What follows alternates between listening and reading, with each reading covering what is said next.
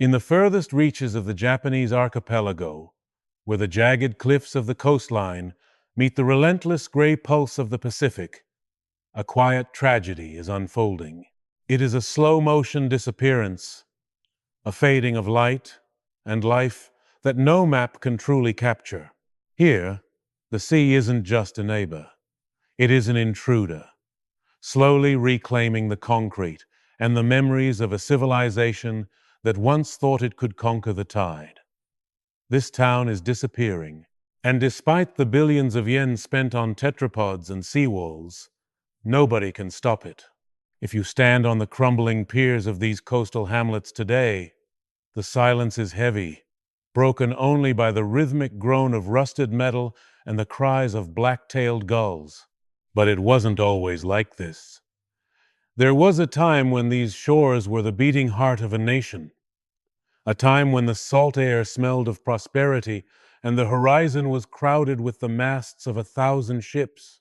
To understand the ghost towns of the coast, we have to look back to a time when the sea was a gold mine. In the decades following the Second World War, Japan's coastal villages were the engines of a miracle. In the 1950s and 60s, places like the remote ports of Hokkaido and the hidden inlets of the Sanriku coast were bursting with life. These were not just villages, they were vibrant, chaotic hubs of industry. The mornings began long before dawn, with the roar of diesel engines and the shouting of fishermen as they hauled in mountains of silver scales. The markets were wet, loud and crowded, where the wealth of the ocean was traded for the future of families. Children ran through narrow alleys, their laughter echoing off wooden storefronts, while smoke rose from the chimneys of bathhouses and kitchens. This was a world of permanence, or so it seemed. Every square inch of habitable land was precious, tucked between the steep, emerald mountains and the deep blue water. By the mid-1970s, the prosperity reached its fever pitch. In one particular town on the eastern coast of Honshu, the population had swelled to its peak. The local cinema, a grand wooden structure with hand-painted posters, showed the latest films to packed audiences every Friday night. There were 3 elementary schools, each one overflowing with the sounds of desks sliding across wooden floors and the high-pitched chorus of the morning anthem. The town's main street was a neon-lit artery of ramen shops, hardware stores, and tiny bars where sailors told stories of the deep. It was a golden age, a time when the connection between the people and the sea was unbreakable. But beneath the surface, the first cracks were already beginning to show. The very ocean that had given so much was starting to demand a price, and the world outside was changing in ways the villages couldn't yet comprehend. The decline didn't happen overnight. It began like a receding tide, slow, almost imperceptible at first, leaving behind small patches of emptiness that no one thought to fill. As the 1980s arrived, the global economy shifted. Modernization meant larger ships that didn't need to stop at every small port. Industrial fishing moved further offshore, and the small-scale family boats that had sustained the community for generations began to struggle. One by one, the young people started to look toward the glittering lights of Tokyo and Osaka. They left for university, promising to return, but the gravity of the city was stronger than the call of the coast. In 1988, a significant shadow fell over the town. The local cannery, a massive corrugated steel building that had employed nearly half the village for 40 years, suddenly announced its closure. It was the heartbeat of the local economy, the place where the rhythm of life was set. When the machines stopped humming that autumn, a profound stillness settled over the harbor. The smell of brine and industrial grease began to fade, replaced by the scent of damp earth and slow decay. That was the year the first major grocery store boarded up its windows.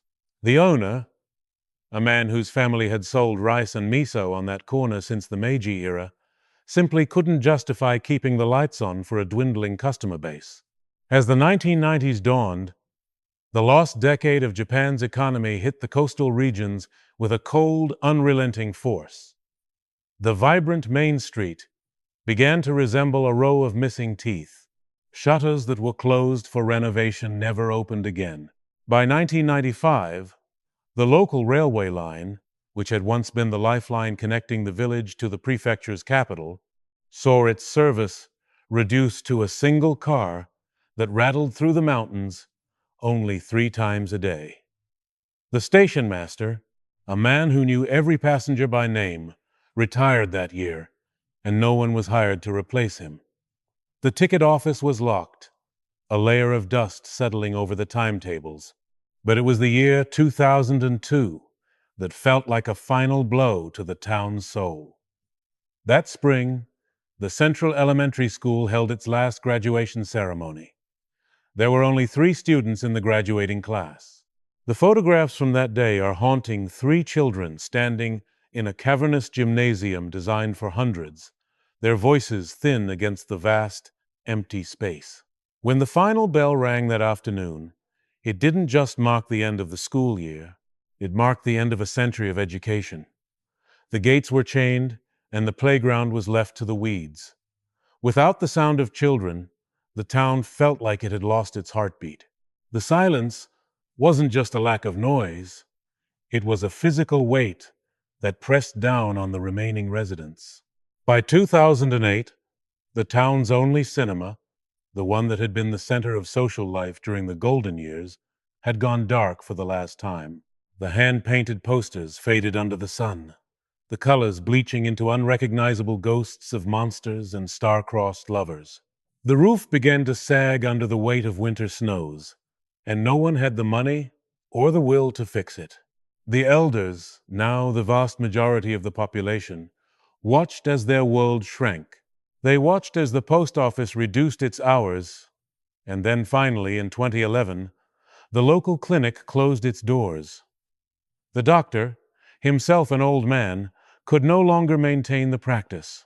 To see a physician, the residents now had to take a 2-hour bus journey, if the bus even showed up. The coastal road, once a bustling path of commerce, began to be reclaimed by the very land it was built upon. Landslides, triggered by the increasingly violent typhoons that battered the coast, would bury sections of the pavement for months. The government, focused on the massive urban centers, began to make difficult choices.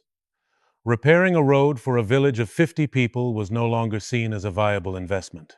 The dying status of the town became an official reality. It was no longer a place of life, but a place of holding a waiting room for the inevitable. But what happened next changed everything, transforming a slow decline into a haunting mystery that continues to baffle those who visit these shores. Few people expected what would happen in the years that followed the Great Shift. It wasn't just that people were leaving. It was as if the very structures they left behind were being consumed by something more than just time. In the abandoned houses, things were left exactly as they were. Calendars frozen on months from a decade ago, teacups still sitting on low tables, and slippers waiting by the door for owners who would never return. It is a creepy, frozen reality where the domestic meets the skeletal. Walking through these neighborhoods today feels like trespassing on a funeral that never ended. You find yourself wondering, why did they leave so fast?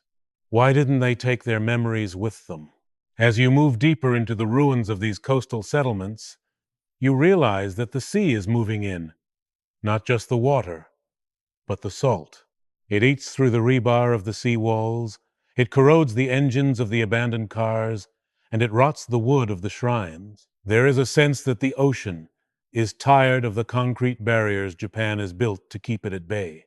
Along thousands of miles of coastline, the government has constructed a literal wall of gray stone, a desperate attempt to protect what is already gone. These massive fortifications, meant to stand for centuries, are already being bypassed by the slow, quiet exit of the people they were meant to protect. The reality of Japan's dying coasts is a paradox. The more we try to harden the shore, the more the soul of the coast vanishes. But there is a deeper mystery buried in the mud of these harbors, a reason for the exodus that goes beyond simple economics. To find it, we have to look at what lies beneath the waves and what the residents claim they began to see in those final, quiet years before the lights went out for good. The mystery began with the stories told by the last of the village elders, the ones who refused to leave even when the water reached their doorsteps. They spoke of the umibozu, the sea ghosts of folklore, but in a modern context. They claimed the rhythm of the tides had changed, that the sea was no longer a provider, but a witness to their vanishing. In the late 2000s, strange things began washing up on these forgotten shores. It wasn't just the usual driftwood or tangled fishing nets. It was the wreckage of lives from across the sea, shattered wooden boats with no markings, often carrying nothing but the salt-crusted remnants of clothes and the occasional, haunting discovery of human remains. These ghost ships started appearing with chilling frequency along the western coast, drifting in from the dark waters of the Sea of Japan. To the few remaining residents, it felt as though the ocean was becoming a graveyard, not just for their own towns, but for the desperate souls of the entire region. Then came the year that changed everything forever, 2011. On a cold March afternoon, the earth beneath the coastal towns of Tohoku didn't just shake. It groaned with a tectonic fury that hadn't been felt in 1,000 years. When the Great East Japan earthquake struck, it wasn't the shaking that broke the spirit of the coast, it was the wall of black water that followed. In a matter of minutes, the slow decline of decades was replaced by a violent, instantaneous erasure. Towns that had been struggling to survive were simply wiped from the map. The sea, which had been slowly encroaching on the land for years, finally claimed its prize in a terrifying surge of power.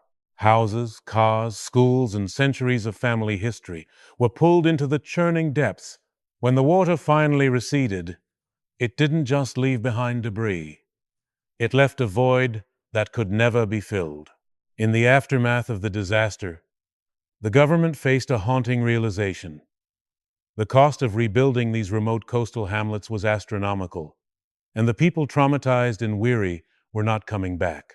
In 2013, a landmark decision was made in several prefectures to officially designate certain areas as unfit for habitation. This was the birth of the red zones. Entire neighborhoods, once filled with the smell of grilled mackerel and the sound of morning radio, were cordoned off. No one was allowed to live there anymore. The sea had won. By 2015, the maps of Japan began to feature ghost districts, areas where the roads still existed on paper, but in reality, they led only to foundations covered in silt and wildflowers. The psychological impact of this mass abandonment created a phenomenon unique to the Japanese coast. It's called Genkai Shuraku, or marginal settlements villages, where more than half the population is over the age of 65. In these places, the reality of swallowed by the sea is as much metaphorical as it is literal. The community is being swallowed by time. In one such village on the Noto Peninsula, the last public bathhouse closed in 2016. It had been the social anchor of the town for 80 years, the place where secrets were shared and bonds were forged in the steam. When the water was drained for the last time, the town lost its last reason to gather. Now, the residents live in a state of perpetual solitude, their only contact with the outside world being the occasional delivery truck or a visiting nurse. As you walk through these dying towns today, the atmosphere is thick with a sense of mono. Know aware the Japanese concept of the pathos of things, a bittersweet awareness of the impermanence of life. But here, that beauty is tinged with something much darker. There is a specific kind of dread that comes from seeing a row of vending machines, still plugged in and glowing with a ghostly blue light in the middle of an abandoned street, offering cold drinks to a population that no longer exists. By 2018, the local government of several coastal districts stopped maintaining the streetlights. Now, when the sun sets over the Pacific, the darkness is absolute. It is a darkness so deep it feels like the town has already been submerged beneath the waves. The eerie reality of these places is most visible in the skeleton houses. These are structures where the walls have rotted away, but the wooden frames remain, standing like the ribs of a great whale bleached by the sun. Inside, you can often see the remnants of a life interrupted. In a house in a village near Miyagi, a 2010 calendar still hangs on a kitchen wall, the month of March circled with a reminder for a doctor's appointment that was never kept. A child's backpack lies by the front door, covered in a thick layer of gray dust. These aren't just ruins, they are time capsules of a tragedy.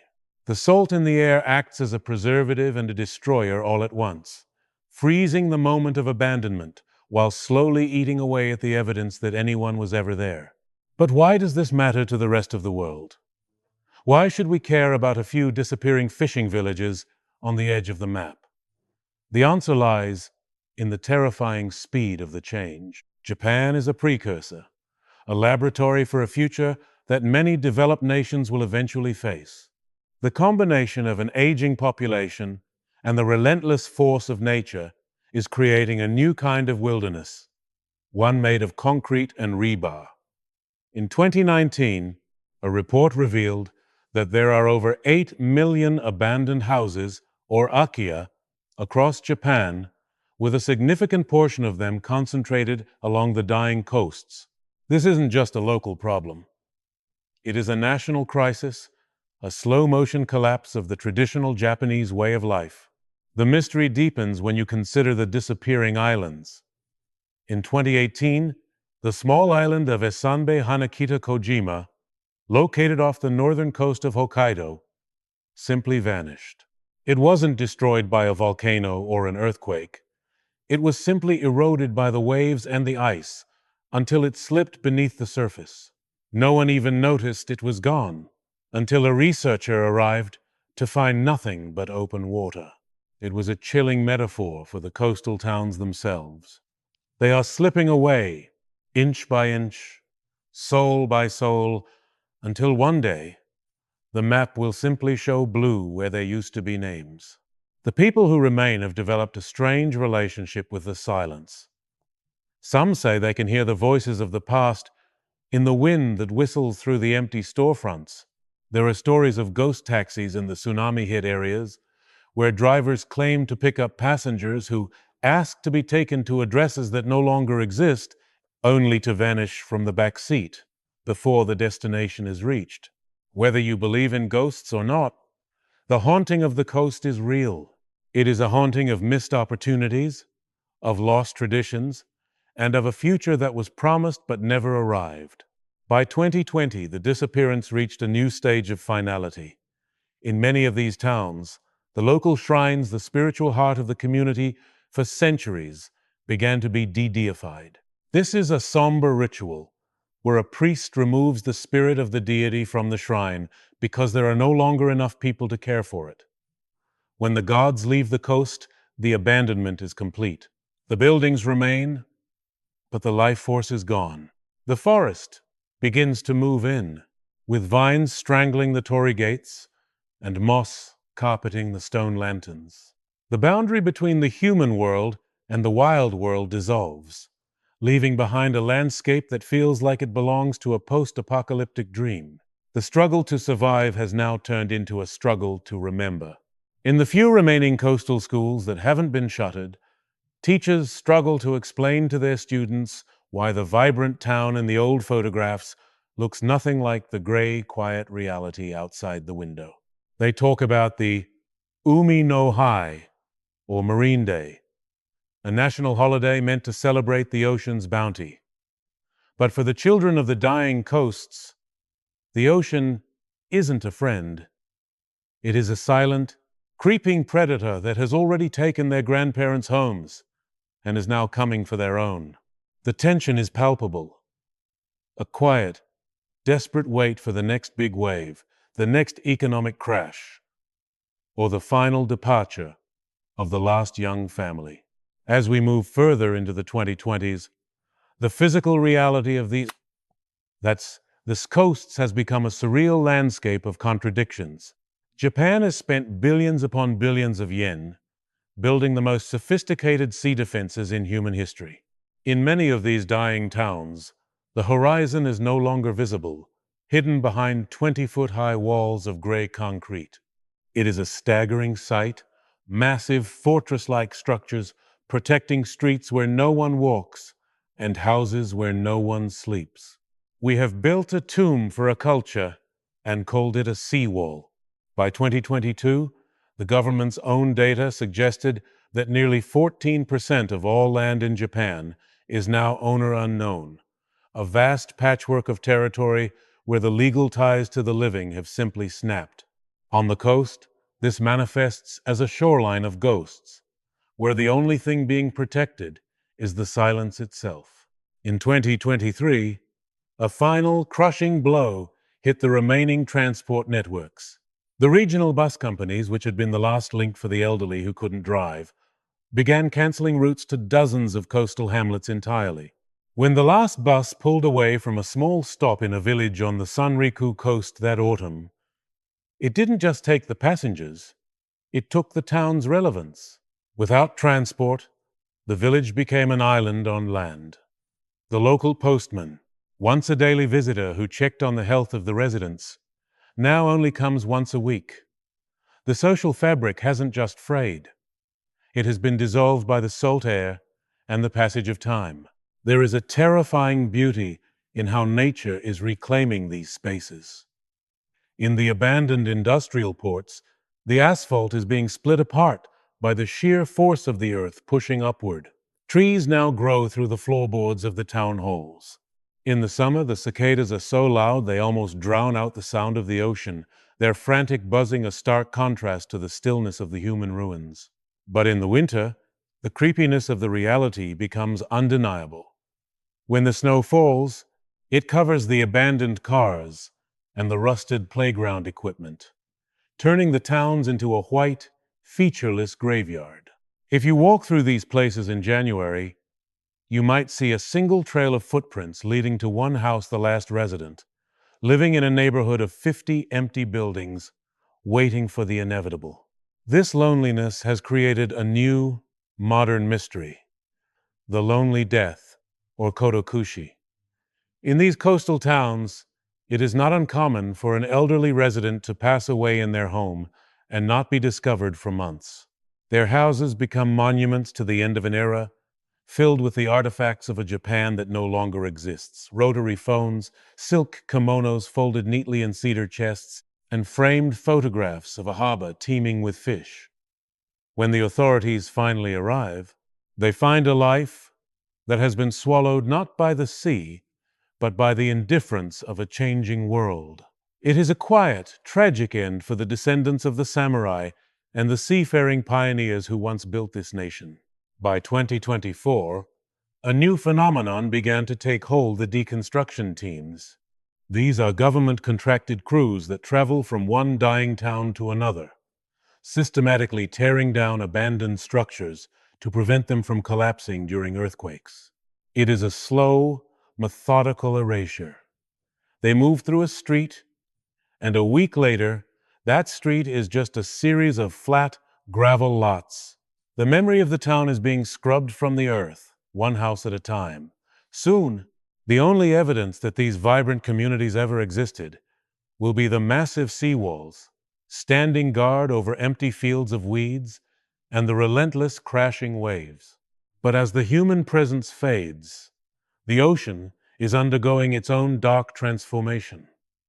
The rising sea levels, fueled by a changing climate, are making the swallowing of the coast a literal reality once more. Even the massive concrete barriers are beginning to feel insufficient. In the coming decades, many of these low-lying coastal areas will be permanently submerged. The ruins of the 20th century miracle will become the coral reefs of the 21st century. The schools, the cinemas, and the shrines will finally belong to the sea, joined with the shipwrecks and the myths of old. Why did we let this happen? Was it the inevitable march of progress, or a failure of imagination? We built cities of glass and steel in the center of the country and forgot the salt-stained hands that fed us. We chose the convenience of the metropolis over the soul of the shore. And now, as the lights go out along the Japanese coast, We are witnessing the first ripples of a wave that will eventually reach every shore on Earth. The dying coasts of Japan are not an isolated tragedy.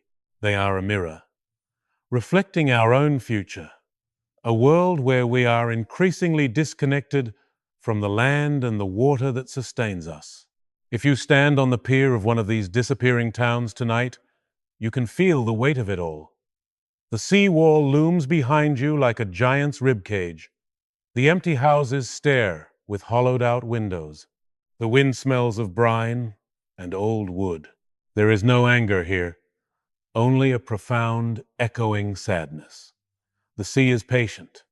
It has watched empires rise and fall, and it has seen the tiny lights of human ambition flicker and die along its edges. It doesn't care about our concrete or our memories. It only knows the tide, the coming in and the going out. As the last few residents of these hamlets tuck themselves into bed, listening to the groan of the sea wall against the pressure of the Pacific, they know the truth. Their story is already over. They are the final chapter in a book that was written over 1,000 years. When they are gone, the names of these towns will be nothing more than footnotes in a history text or markers on a map that no one looks at anymore. The sea will continue its work, washing away the traces of our struggle, our joy, and our sorrow, until the coast is once again as it was before we arrived, wild, beautiful, and completely indifferent to the world of men. The disappearance of Japan's coasts is a warning that nothing is permanent. Not the walls we build, not the towns we inhabit, and not the lives we lead. We are all, in a sense, living on a receding shore, watching the water rise. The creepy reality isn't just that these places are dying. It's that they show us how easily we can be forgotten. As the sun sets on the final remnants of these coastal worlds, we are left with a single, haunting thought. When the sea finally comes for what remains, will there be anyone left to remember that we were ever here at all? The waves continue to crash, the salt continues to eat, and the silence grows ever deeper. The light is fading, and the ocean is waiting.